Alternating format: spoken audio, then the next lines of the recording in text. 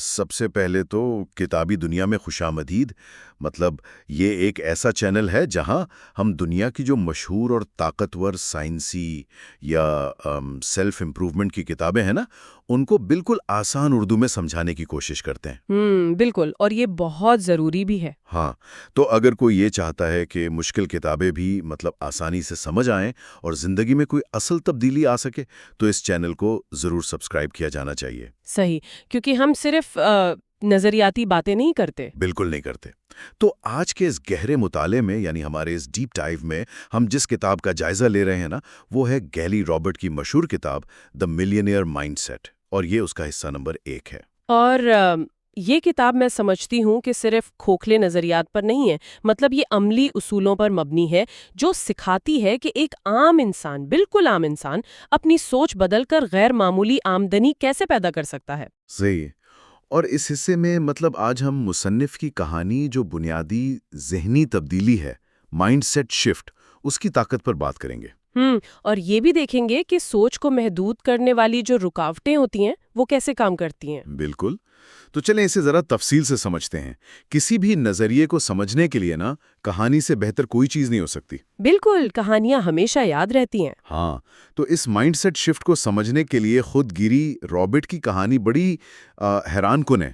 مطلب ان کا تعلق کینیڈا کے شہر اوٹاوا کے ایک انتہائی غریب خاندان سے تھا. وہ لوگ ویلفیئر پر، حکومتی امداد پر گزارا کرتے تھے. بہت مشکل حالات. بہت مشکل. والد کو شراب نوشی کی لت تھی اور گیری کو 15 سال کی عمر میں اسکول سے ہی نکال دیا گیا تھا. مطلب 15 سال کی عمر میں ہی تعلیم ختم؟ ہاں، لیکن پھر سوچ بدلنے سے انہوں نے اپنی زندگی کو ایسا بدلا کہ وہ سالانہ $1,00,000 کمانے لگے. واہ، $1,00,000! ہاں، اب ایک ایسا شخص جس کے پاس نہ تعلیم ہے نہ پیسہ ہے، اس کے لیے $1,00,000 سالانہ کمانا تو مطلب ایک بہت بڑی کامیابی ہے نا. بالکل، خاص طور پر اس پس منظر کے ساتھ. تو میرے ذہن میں یہ سوال آتا ہے کہ کیا یہیں پر مطمئن ہو جانا سمجھداری نہیں تھی؟ مطلب انسان اپنی حدود کو جواز بنا کر خود کو روکنے میں کتنا ماہر ہوتا ہے، یہیں رک جانا چاہیے تھا اسے. دیکھیں، اس سے ایک اہم سوال پیدا ہوتا ہے. میں سمجھتی ہوں کہ انسان اکثر اپنی کمزوریوں کا بہانہ بنا کر خود کو ایک دائرے میں قید کر لیتا ہے. گیری بھی پہلے یہی کرتا تھا. وہ 1,00,000 والے دائرے میں. جی بالکل. اور یہی وہ مقام ہے جہاں محدود سوچ کا، لمیٹنگ بلیف کا مسئلہ شروع ہوتا ہے. $1,00,000 بظاہر بہت بڑی رقم لگتی ہے، لیکن یہ اس وقت تک ہے جب تک آپ کو کوئی بڑا خواب دکھانے والا نہ ملے. صحیح، جب تک کوئی آپ کو مطلب چھنجوڑے نا.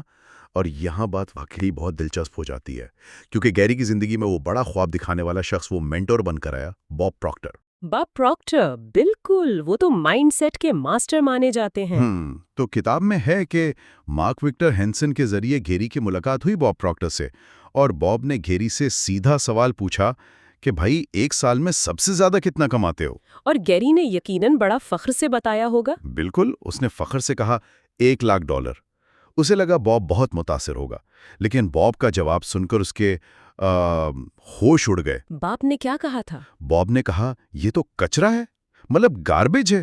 یہ تمہارے لیے کچرا ہے کہ تم وہ رقم 1 سال میں کما رہے ہو جو تمہیں 1 مہینے میں کمانی چاہیے. باپ رے، 1 مہینے میں؟ ہاں. اور گیری نے فوراً دفاع کیا. غریب پس منظر کا رونا رویا، کم تعلیم کا بتایا، جس پر باب نے اسے سیدھا سیدھا بیوقوف یا جرک کہہ دیا. یہ تو بہت ہی سخت تھا. یہی تو میں سوچ رہا تھا. مطلب کسی کو اس کی کمائی پر منہ پر کچرا یا بیوقوف کہنا، یہ تو بہت سخت رویہ ہے. کیا اس طرح کے سخت الفاظ انسان کا اعتماد توڑنے کا باعث نہیں بنتے؟ دیکھیں، یہاں جو بات سب سے زیادہ حیران کن ہے نا، وہ یہ ہے کہ باب پراکٹر کا نشانہ مصنف کی ذات نہیں تھی. اچھا، تو پھر کیا تھا؟ وہ دراصل اس کی اس محدود ذہنیت کو توڑ رہا تھا. جب تک پرانے عقائد کو، مطلب جو پرانے پیراڈائمز دماغ میں جمے ہوتے ہیں، ان کو ایک زوردار جھٹکا نہ لگے نا، نئی اور غیر معمولی آمدنی کے راستے کھلتے ہی نہیں ہیں. یعنی نرمی سے بات دماغ کے اندر جاتی نہیں؟ بالکل نہیں. اگر وہ نرمی سے کہتا تو گیری کہتا کہ ہاں ٹھیک ہے، لیکن میں تو غریب ہوں نا. اس لیے وہ جھٹکا، وہ جرک کہنا ضروری تھا تاکہ وہ اپنے اس دفاعی خول سے باہر آ سکے. صحیح. اور اس سوچ کو، اس خول کو توڑنے کا نتیجہ یہ نکلا کہ مصنف کی آمدنی واقعی 1 سال میں $10,00,000 تک پہنچ گئی. واو!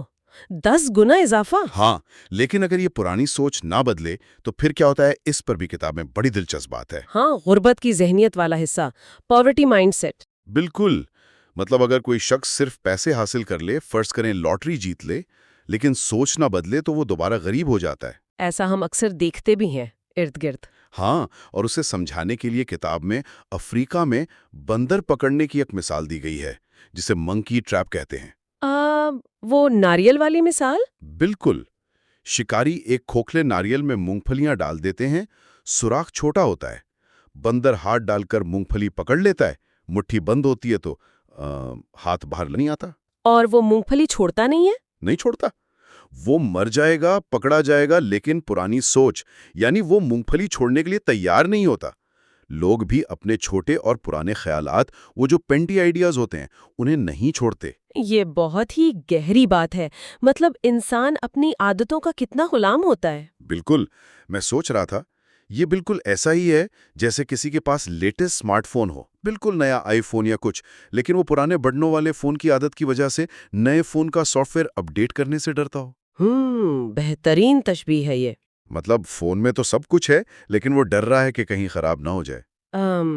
اگر ہم اسے وسیع تر تناظر میں دیکھیں نا، تو معاشرہ، ہمارے والدین، ہمارے اساتذہ، یہ سب ہمیں لاشعوری طور پر یہی مونگ پھلیاں پکڑ کر رکھنے کی تربیت دیتے ہیں۔ یعنی وہ اتھارٹی فگرز ہمیں ڈرا دیتے ہیں۔ بالکل، اسے کتاب میں اتھارٹی فگرز کا اثر کہا گیا ہے۔ وہ کہتے ہیں بیٹا دھیان سے، پیسے تو درختوں پر نہیں اگتے۔ تو اس جال سے نکلنے کے لیے شعوری کوشش کرنی پڑتی ہے۔ شعوری کوشش، اور جب ہم یہ مونگ پھلیاں چھوڑ دیتے ہیں تو ہمارے ہاتھ تو بالکل خالی ہو جاتے ہیں نا۔ بالکل خالی۔ تو ان خالی ہاتھوں میں واضح خواب اور ٹھوس عمل کو جگہ دینی چاہیے۔ اور یہاں ایک تصور ہے کہ کیا بننا ہے، یعنی بی، کیا کرنا ہے، ڈو، اور کیا حاصل کرنا ہے، یعنی ہیو۔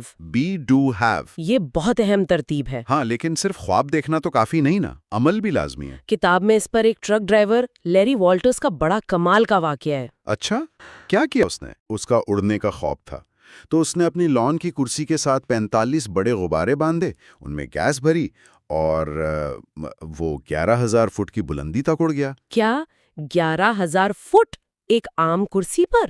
ہاں، کمرشل جہازوں کی بلندی تک۔ وہ تو ہیلی کاپٹر نے اسے بمشکل ریسکیو کیا۔ تو اس کا پیغام یہ تھا کہ خوابوں کو حقیقت بنانے کے لیے صرف بیٹھے رہنا کافی نہیں، ایکشن لینا پڑتا ہے۔ واؤ، مطلب کچھ تو کرنا پڑتا ہے۔ تو اس سب کا اصل مطلب کیا ہے؟ مطلب خواب دیکھنا اور ایکشن لینا ٹھیک ہے، لیکن کیا کرسی کے ساتھ غبارے باندھ کر اڑ جانے جیسا بے تکا ایکشن لینا ہی کامیابی کی ضمانت ہے؟ یہ ایک اچھا سوال ہے۔ کیونکہ دیکھیں نا، محنت تو ایک مزدور بھی بہت کرتا ہے، سارا دن دھوپ میں اینٹیں اٹھاتا ہے، پھر وہ کروڑ پتی کیوں نہیں بنتا؟ ہاں، میں سمجھتی ہوں کہ یہاں لوگ اکثر الجھ جاتے ہیں۔ محض اندھا دھن محنت کافی نہیں ہے، ایکشن وہ ہونا چاہیے جو آپ کے نئے ملینئر مائنڈ سیٹ کے ساتھ ہم آہنگ ہو۔ مطلب صرف جسمانی محنت نہیں، انسپائرڈ ایکشن کہتے ہیں جب سوچ اور عمل دونوں بڑے ہوں۔ انسپائرڈ ایکشن، زبردست۔ تو اگر ہم اس ڈیپ ڈائیو کے پہلے حصے کو سمیٹیں تو سب سے بڑا سبق یہ ہے کہ کامیابی کی شروعات بینک اکاؤنٹ سے نہیں بلکہ انسان کی سوچ سے ہوتی ہے۔ بالکل، اندر سے باہر کی طرف تبدیلی آتی ہے۔ جی، اگر ذہن کے اندر چلنے والا پروگرام بدل جائے نا تو بیرونی دنیا اور نتائج وہ خود بخود بدلنا شروع ہو جاتے ہیں۔ 100% ایسا ہی ہے۔ تو اگلے حصے میں ہم اس سفر کو مزید آگے بڑھائیں گے۔ ہم سیکھیں گے کائناتی اصولوں، مطلب یونیورسل لاز کے بارے میں، اور کیپٹن اور کریو کا جو تصور ہے کہ ذہن کام کیسے کرتا ہے وہ بھی ڈسکس کریں گے۔ ہاں، اور کامیابی کے سائنسی اصولوں پر بھی بات ہوگی۔ تو جاتے جاتے کیا آپ سننے والوں کے لیے کوئی ایسا سوال چھوڑنا چاہیں گی جس پر وہ غور کر سکیں؟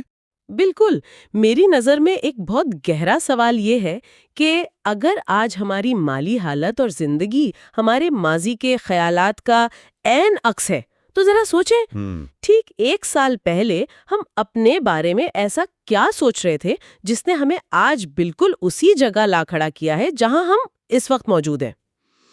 واہ، کیا بات ہے! اور کیا آج رات ہم اپنے خیالات کو، ان پرانی مونگ پھلیوں کو چھوڑ کر ایک نئی اور خطرناک حد تک بڑی اڑان دینے کا حوصلہ رکھتے ہیں؟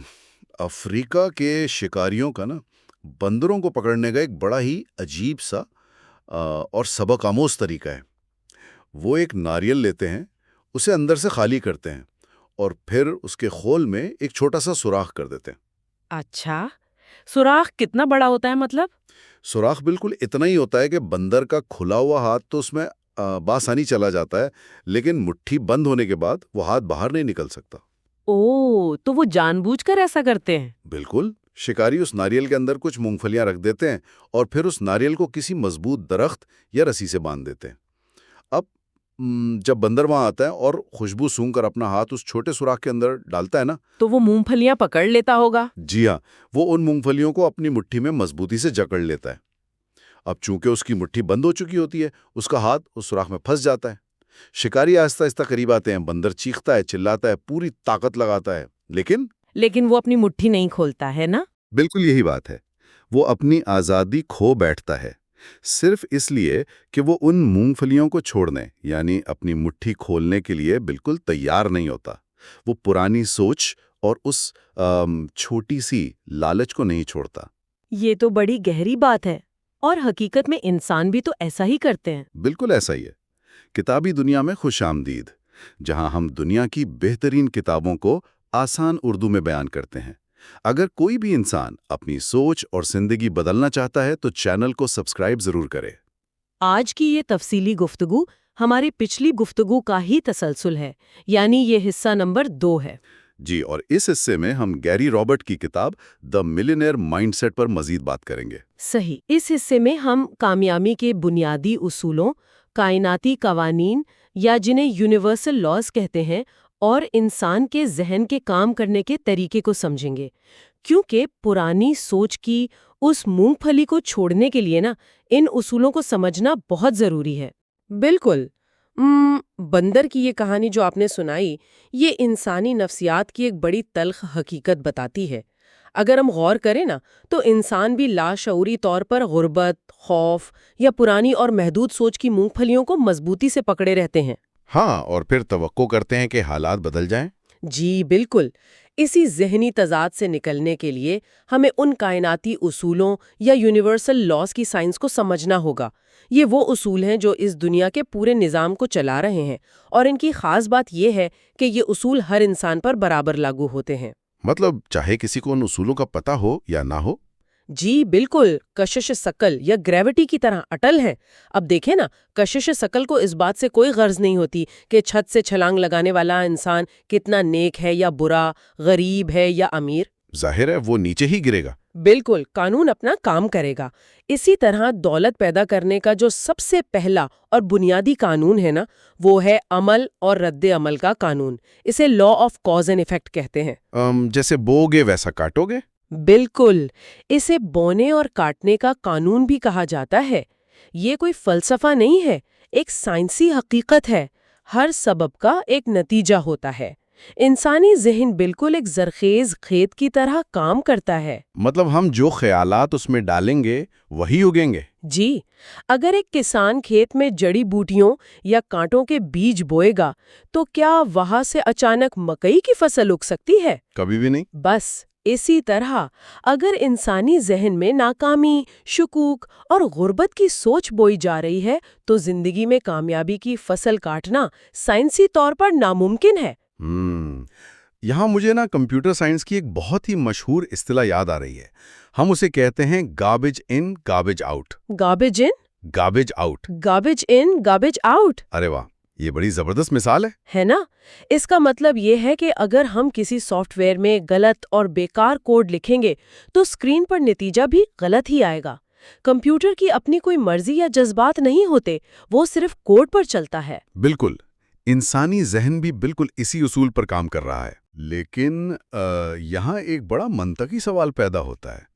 मैं सोच रहा था कि हम ये तो मान लेते हैं कि इंसान की सोच हालात पैदा करती है, लेकिन जब बैरूनी हालात बिल्कुल ही हमारे काबू से बाहर हो जाएं, तब ये कानून कैसे काम करता है? बैरूनी हालात से आपकी मुराद क्या है? मतलब फर्ज करें दुनिया में कोई आलमी वबा आ गई है या मुल्क की मईशत अचानक तबाह हो गई है और नौकरियां खत्म हो रही हैं। ये हालात तो किसी एक इंसान की ज़ाती सोच का नतीजा नहीं है ना? हाँ, ये तो है। تو ان بیرونی حقائق کی موجودگی میں صرف ذہن میں مثبت سوچ کا بیج بونا کیسے عملی طور پر مدد کر سکتا ہے؟ یہ ایک بہت گہرا اور حقیقت پسندانہ سوال ہے، اور سچ بتاؤں تو زیادہ تر لوگ یہیں آ کر ہار مان لیتے ہیں۔ اس کا جواب ہمیں کائنات کے ایک اور زبردست قانون میں ملتا ہے۔ اچھا، وہ کون سا قانون ہے؟ اسے تضاد کا قانون یا لا آف پولیرٹی کہتے ہیں۔ اس قانون کے مطابق کائنات میں ہر چیز کے، ہر صورتحال کے ہمیشہ دو متضاد رخ ہوتے ہیں۔ مطلب جیسے دن اور رات؟ جی بالکل، اگر روشنی ہے تو اندھیرا بھی ہے، اوپر ہے تو نیچے بھی ہے۔ اسی طرح اگر کوئی بیرونی صورتحال انتہائی بری یا مایوس کن لگ رہی ہے نا، تو اس تضاد کے قانون کے مطابق اس کے اندر کوئی اچھائی بھی چھپی ہوگی؟ 100% اسی شدت کی بہتری کا امکان بھی اس میں موجود ہوتا ہے۔ مسئلہ بیرونی حالات کا نہیں ہوتا، مسئلہ اس زاویے کا ہوتا ہے جس سے ہم اسے دیکھ رہے ہوتے ہیں۔ کتاب میں اس کی بڑی زبردست مثال دی گئی ہے۔ وہ ڈونلڈ ٹرمپ والی مثال؟ جی ہاں، ڈونلڈ ٹرمپ ایک وقت میں تقریباً $1 ارب یعنی $981 ملین کے قرض میں ڈوب گئے تھے۔ $1 ارب کا قرض! یہ تو سوچ کر ہی انسان پاگل ہو جائے۔ بالکل، یہ ایسا خوفناک بحران تھا جس پر ان کا فوری کوئی کنٹرول نہیں تھا۔ کوئی بھی عام انسان ہوتا تو دباؤ سے ٹوٹ جاتا، لیکن ٹرمپ نے اس مشکل وقت میں حالات کے صرف ایک رخ کو نہیں دیکھا۔ تو انہوں نے لا آف پولیرٹی کا استعمال کیا؟ جی، انہوں نے اس بحران کے دوسرے رخ یعنی اس میں چھپے امکانات پر توجہ دی اور واپس ابھر کر سامنے آئے۔ جب معیشت گرتی ہے تو ایک طبقہ صرف روتا ہے، لیکن اسی وقت دوسرا طبقہ نئے حل نکال کر کروڑ پتی بن جاتا ہے۔ یہ تو واقعی غور طلب بات ہے۔ مطلب معروضی حقیقت بذات خود نہ اچھی ہوتی ہے نہ بری، یہ ہمارا زاویہ نگاہ ہے جو اسے بناتا ہے۔ بالکل صحیح کہا آپ نے۔ لیکن یہاں ایک عملی مسئلہ بھی تو ہے۔ آج کل کی جو نسل ہے نا، وہ مائکرو ویو اوون والی نسل ہے۔ ہر چیز فوری چاہیے، بٹن دبایا اور 1 منٹ میں کھانا گرم۔ ہاں، صبر تو جیسے ختم ہی ہو گیا ہے۔ تو اگر ایک شخص مثبت رخ دیکھ کر بیج بو بھی دے لیکن اسے فوری نتائج نہ ملیں تو وہ کیسے اس پر قائم رہ سکتا ہے؟ اس بے صبری کو سمجھنے کے لیے نا ایک اور اصول ہے جسے ارتقاء یا نشو نما کا قانون یا لا آف جرمنیشن کہتے ہیں۔ لا آف جرمنیشن، اس کا کیا مطلب ہے؟ یہ قانون بتاتا ہے کہ اس دنیا میں ہر چیز کو پروان چڑھنے اور ظاہر ہونے کے لیے ایک خاص وقت چاہیے ہوتا ہے۔ کامیابی فوری نہیں ملتی۔ ہاں، کوئی جادو کی چھڑی تو نہیں ہے؟ بالکل، اگر زمین میں گاجر کا بیج بویا گیا ہے تو اسے پودا بننے میں کچھ دن لگیں گے۔ اب اگر کسان بے صبری میں روزانہ اس چھوٹے پودے کو تھوڑا تھوڑا کھینچے تاکہ وہ جلدی بڑا ہو جائے تو کیا ہوگا؟ وہ تو ظاہر ہے خراب ہو جائے گا، جڑیں ٹوٹ جائیں گی۔ بالکل، کائنات میں زور زبردستی اور بے صبری کام خراب کرتی ہیں۔ انگریزی میں کہتے ہیں نا، فورس نیگیٹس۔ جب انسان جلد بازی کرتا ہے تو وہ دراصل اپنے اندر شک اور خوف پیدا کر رہا ہوتا ہے۔ اچھا، مطلب وہ سوچنے لگتا ہے کہ شاید یہ کام نہیں ہوگا۔ جی، اور یہ شک اس بوئے گئے مثبت بیج کی توانائی کو بالکل ویسے ہی کاٹ دیتا ہے جیسے پودے کو کھینچنا۔ اس لیے غیر متزلزل یقین اور صبر سب سے بڑی شرط ہیں۔ یہ نکتہ بہت اہم ہے کہ بے صبری دراصل شک کو جنم دیتی ہے۔ لیکن ایک انسان کو کیسے معلوم ہوگا کہ وہ صحیح راستے پر ہے؟ مطلب صبر تو کر لیا لیکن کہیں وہ اپنا وقت ہی تو ضائع نہیں کر رہا؟ یہ جاننا بہت سائنسی ہے۔ صحیح راستے پر ہونے کا اشارہ ہمیں اپنی ہی سوچ اور احساسات کی فریکوینسی سے ملتا ہے، اور یہی ہمارا اگلا قانون وائبریشن کا قانون آتا ہے۔ وائبریشن؟ یہ وہ کوانٹم فزکس والی بات ہے؟ جی بالکل، کائنات کی ہر چیز مسلسل حرکت میں ہے اور ایک خاص وائبریشن پر ہے۔ ہمارے خیالات بھی توانائی ہیں۔ ایک ایسا انسان جو $30,000 کما رہا ہے، اس کی سوچ کی فریکوینسی $3 ملین کمانے والے سے بالکل مختلف ہوتی ہے۔ اچھا، تو ہمیں اپنی فریکوینسی بدلنی ہوگی۔ جی، کتاب میں مصنف گیری رابرٹ کی ایک دلچسپ کہانی ہے۔ انہیں ایک گولڈ کلر کی مرسیڈیز بینز بہت پسند آ گئی۔ جب تک وہ گاڑی نہیں خریدی تھی نا، انہیں سڑک پر کبھی ویسی گاڑی نظر نہیں آئی تھی۔ لیکن خریدنے کے بعد نظر آنے لگی۔ حیران انگیز طور پر خریدنے کے اگلے ہی دن انہیں شہر میں 6 ویسی ہی گاڑیاں نظر آئیں۔ ارے واہ! تو کیا وہ گاڑیاں راتوں رات شہر میں آ گئی تھیں؟ ظاہر نہیں وہ پہلے سے وہیں تھیں. اسے دماغ کا سیل آف ریکگنیشن کہتے ہیں. جب تک مصنف کی دماغی فریکوینسی اس گاڑی سے نہیں جڑی تھی دماغ نے انہیں نظر انداز کر رکھا تھا. اچھا، یہاں مجھے ریڈیو اسٹیشن کی بڑی زبردست مثال ذہن میں آ رہی ہے. جی بتائیے. دیکھیں، اگر ہم نے ریڈیو 98.0 ایف ایم پر سیٹ کیا ہوا ہے تو ہم 100.1 ایف ایم کی نشریات تو نہیں سن سکتے نا، حالانکہ وہ سگنلز ہوا میں موجود ہیں. بالکل درست مثال ہے. سگنلز ہر جگہ ہیں. اس کا مطلب ہے دولت اور ترقی کے سگنلز بھی ہمارے ارد گرد موجود ہیں، لیکن اگر ہمارے دماغ کا ریڈیو مسلسل ناکامی یا غربت پر سیٹ ہے تو وہ مواقع میں کبھی نظر ہی نہیں آئیں گے. 100% ایسا ہی ہے. یہی اصول سکھاتا ہے کہ جہاں توجہ جاتی ہے وہی چیز بڑھتی ہے. یعنی you become what you think. مثبت سوچ کامیابی کی بنیادی شرط ہے. تو ہم اپنے دماغ کی فریکوینسی کو کامیابی کے چینل پر سیٹ کیسے کریں؟ مطلب یہ کام کیسے کرے گا عملی طور پر؟ اس کے لیے سمجھنا ضروری ہے کہ یہ انسانی دماغ اصل میں کام کیسے کرتا ہے. کتاب میں 1930 کی دہائی کے مشہور ماہر ڈاکٹر تھرمن فلٹ کا ایک خاکہ پیش کیا گیا ہے جسے اسٹک پرسن کانسیپٹ کہتے ہیں. اسٹک پرسن کانسیپٹ، اس میں کیا ہوتا ہے؟ ڈاکٹر فلٹ کا ماننا تھا کہ انسان ہمیشہ تصویروں میں سوچتا ہے اور دماغ کی کوئی واضح تصویر ہمارے پاس نہیں ہے، تو انہوں نے ذہن اور جسم کو 3 حصوں میں بانٹا. اچھا، کون کون سے؟ پہلا حصہ ہے سوچنے والا حصہ یعنی کانشس مائنڈ. دوسرا ہے احساس اور طاقت کا مرکز سب کانشس مائنڈ. اور تیسرا حصہ ہے ہمارا جسم یا باڈی. ٹھیک ہے، تو یہ تینوں آپس میں مل کر کیسے کام کرتے ہیں؟ اگر اسے ایک بحری جہاز کے ماڈل سے سمجھیں تو کانشس مائنڈ اس جہاز کا کپتان ہے. اس کے پاس فیصلہ کرنے کی طاقت ہے کہ کون سی سوچ کو اندر آنے دینا ہے اور کسے رد کرنا ہے. مطلب شعوری ذہن یہ فیصلہ کرتا ہے کہ خبروں سے یا لوگوں سے کیا بات لینی ہے؟ بالکل. اور دوسرا جو سب کانشس مائنڈ ہے وہ جہاز کے عملے یعنی کرو کی طرح ہے. تو عملہ تو ظاہر ہے کپتان کا حکم مانے گا. جی، اور اس کی سب سے خطرناک بات یہ ہے کہ عملے کی ڈکشنری میں انکار کا لفظ ہوتا ہی نہیں ہے. یہ صرف ایک لفظ جانتا ہے، ہاں. ارے واہ، مطلب وہ ہر سوچ کو سچ مان لیتا ہے؟ جی، لاشعور کسی بھی سوچ کو رد نہیں کر سکتا. کپتان جو بھی حکم دیتا ہے عملہ اسے حقیقت میں بدلنے کی کوشش شروع کر دیتا ہے اور پھر ہمارا جسم ان احکامات پر عمل کر کے نتائج پیدا کرتا ہے. ایک منٹ، مجھے یہاں ایک بڑی اہم الجھن ہو رہی ہے. کیا واقعی لاشعور طنز یا مذاق کو بھی نہیں سمجھتا؟ بالکل نہیں سمجھتا. مطلب اگر کوئی انسان روزانہ خود کو مذاق میں ہی کہہ دے کہ یار میں تو ہوں ہی ناکام، تو کیا عملہ اسے سچ مان کر واقعی ناکامی کے حالات پیدا کر دے گا؟ جی بالکل ایسا ہی ہوتا ہے.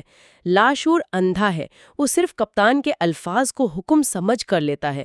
اگر آپ نے زندگی بھر منفی پروگرامنگ کی ہے تو لاشعور نے اسی کو سچ مانا ہوا ہے. اوہ، تو اگر اب کوئی اچانک شعوری طور پر خود کو کامیاب کہنا شروع کر دے تو کیا وہ عملہ فوراً بات مان لے گا؟ نہیں، اتنی جلدی نہیں. جب آپ اچانک مثبت سوچ دیتے ہیں تو پرانی اور نئی سوچ کا ٹکراؤ ہوتا ہے. انسان کو اندر سے بے چینی محسوس ہوتی ہے. ہاں، جیسے لگتا ہے کہ ہم خود سے جھوٹ بول رہے ہیں. بالکل. اسے کوگنیٹو ڈسوننس کہتے ہیں. اس کے لیے ضروری ہے کہ کپتان بار بار اور پورے جذبات کے ساتھ نئے احکامات دے. تکرار یا ریپیٹیشن سے ہی لاشعور کی پروگرامنگ بدلی جا سکتی ہے. تو اس تفصیلی گفتگو کے دوسرے حصے کا خلاصہ یہ نکلا کہ کامیابی کوئی جادو یا قسمت نہیں ہے، بلکہ ایک سائنسی عمل ہے. شعور سے مثبت سوچ کا انتخاب، لاشعور کی طاقت اور پھر مستقل مزاجی سے کیا گیا عمل زندگی بدلتا ہے. جی بالکل. یہ باتیں صرف نظریاتی نہیں ہیں، یہ معاشی اور ذہنی آزادی کا پورا نقشہ ہے. بالکل. جنرل جارج پیٹن کا وہ حوالہ یاد آ رہا ہے مجھے کہ جنگ جیتنے کے لیے دماغ کو جسم پر قابو پانا ہوتا ہے، نہ کہ جسم کو دماغ پر.